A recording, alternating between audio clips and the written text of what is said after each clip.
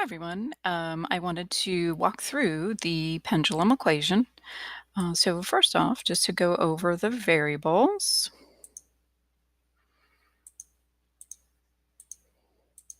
the pendulum equation is t for period equals 2 pi times the square root of the quantity L over G.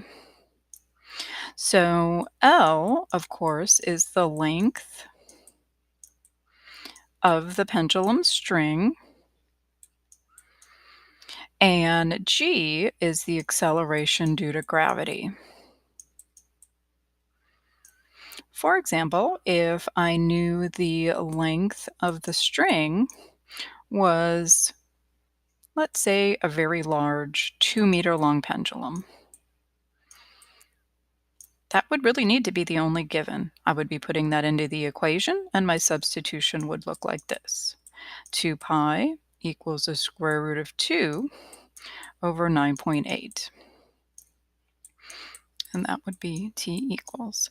As far as orders of operation go, I would encourage you to do the division first, then the square root, and then multiply by 2 pi. Now, the other type that we can come across would be if we are given the period to the pendulum and we need to find the length.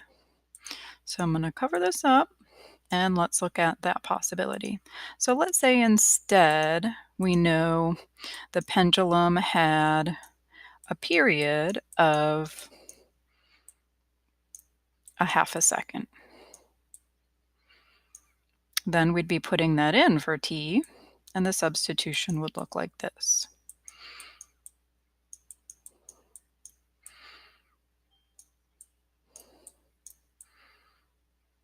Oh, and actually, we know g, right? So I can get rid of that and put in the fact that we know we are on Earth, so 9.8 would go here.